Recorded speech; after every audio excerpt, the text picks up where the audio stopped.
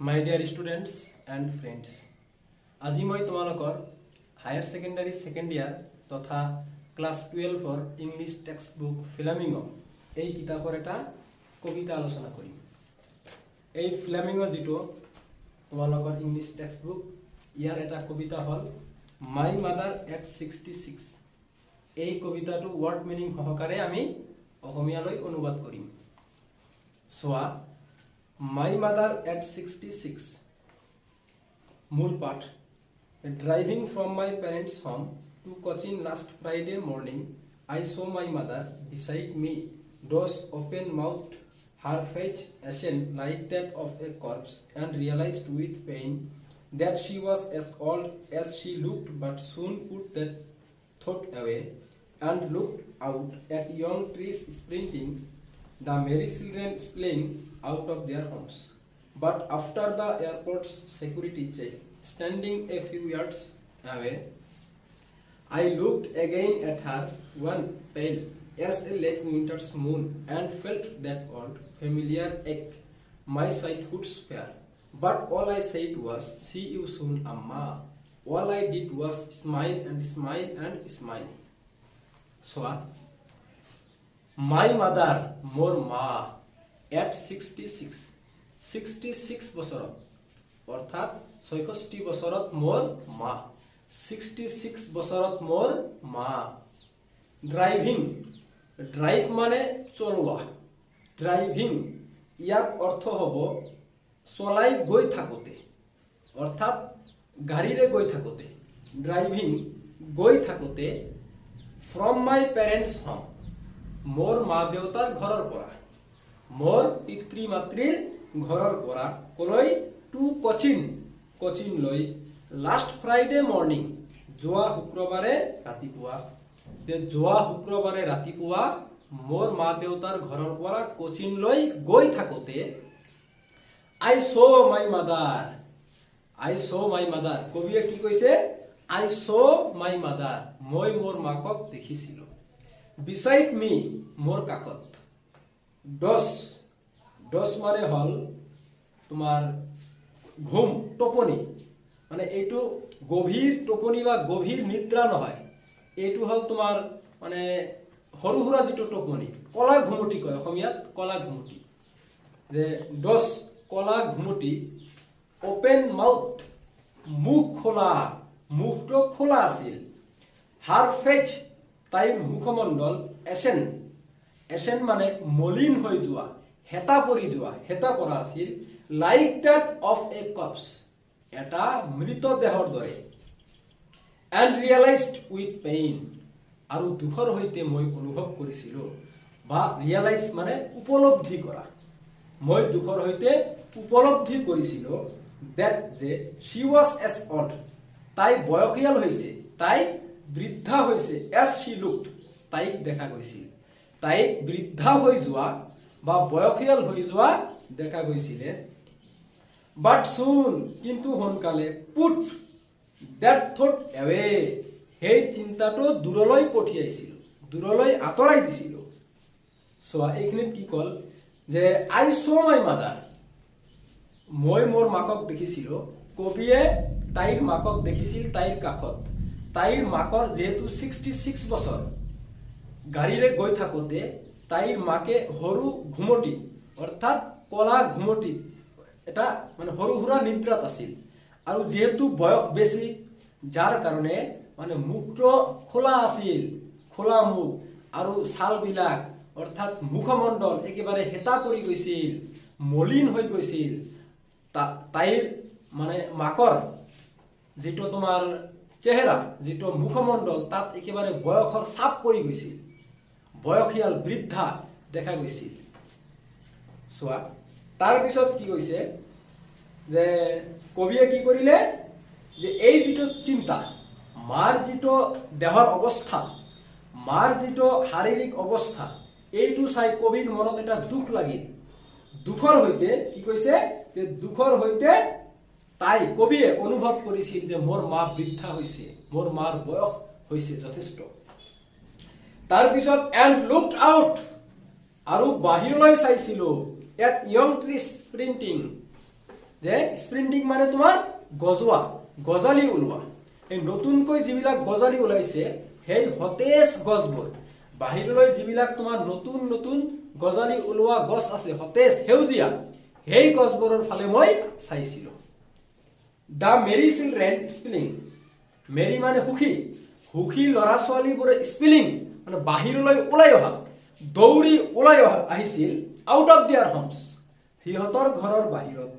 But after the এয়াৰপৰ্টছ security check, কিন্তু এয়াৰপৰ্টৰ security check কৰাৰ পিছত, চিকিউৰিটি চেক মানে তোমালোকে জনা যিবিলাকে এয়াৰপৰ্টত গৈছা বা উৰাজাহাজত যিবিলাকে গৈছা, তোমাৰ তাতে নিৰীক্ষণ কৰে, প্ৰত্যেক যাত্ৰীকেই পৰীক্ষা কৰে, নিৰীক্ষণ কৰে, কি বয় বস্তু ললে বা লগত কি কি সা সামগ্ৰী আছে এইবোৰ বস্তু তাত চেক কৰে।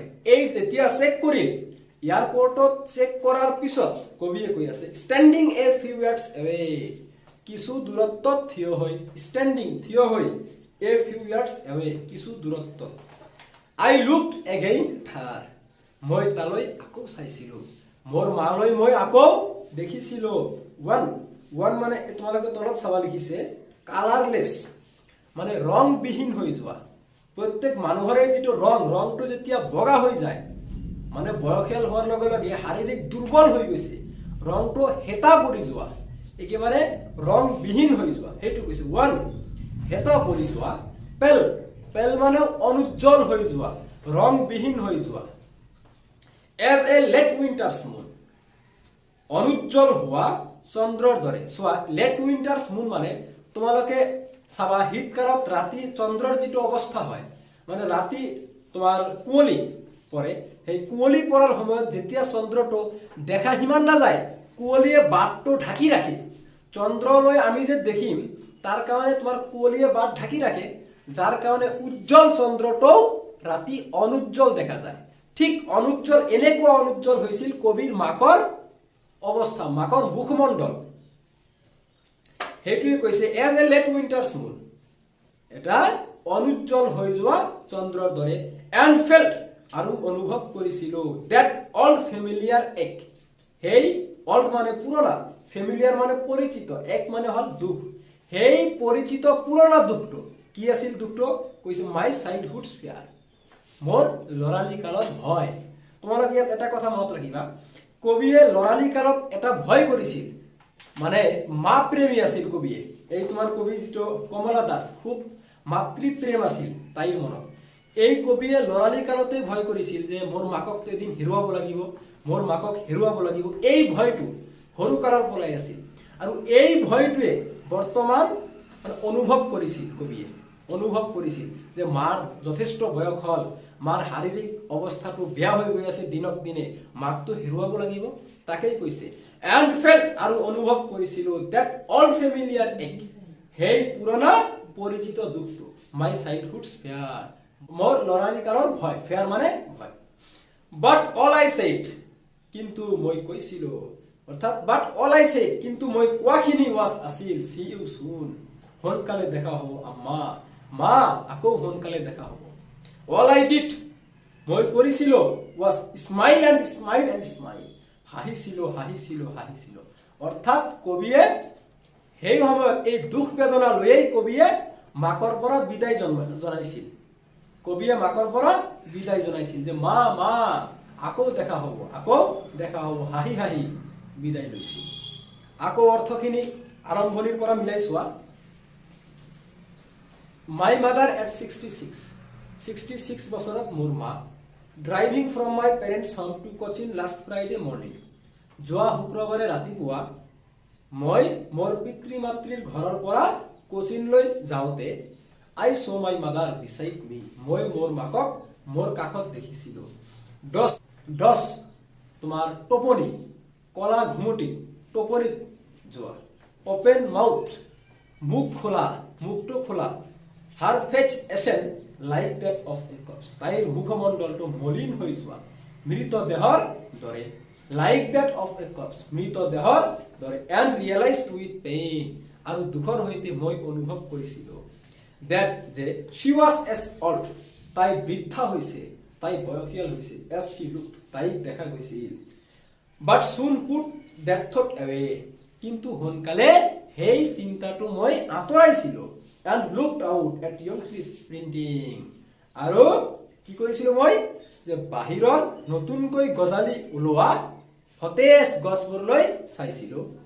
The merry children spilling out of their homes, সুখী বা আনন্দিত ল'ৰা ছোৱালীবোৰে সিহঁতৰ ঘৰৰ পৰা বাহিৰলৈ দৌৰি ওলাই আহিছিল বা ওলাই অহা মই দেখিছিলো।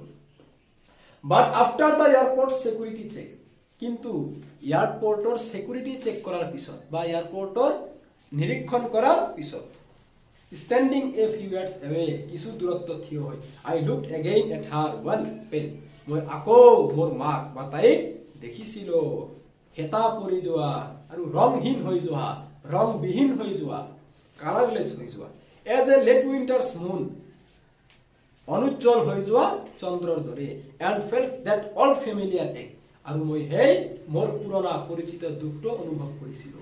My childhood's fear, মোৰ লৰালি কালৰ ভয়। But all I said was, কিন্তু মোৰ কোৱাখিনি আছিল see you soon আম্মা, আকৌ দেখা হ'ব আম্মা। All I did was smile and smile and smile, আৰু মোৰ কৰাখিনি আছিল হাঁহি হাঁহি, অৰ্থাৎ মই হাঁহি হাঁহি মোৰ মাকক বিদায় জনাইছিলো। তোমালোকে এই কবিতাটো যি অনুবাদ ভালকৈ আৰম্ভণিৰ পৰা শেষলৈ চাবা, তাৰ পিছত তোমালোকৰ নেক্সট কুৱেশ্যন আনসাৰ আমি ডিসকাস কৰিম। আজি এইখিনিতে সামৰিছো।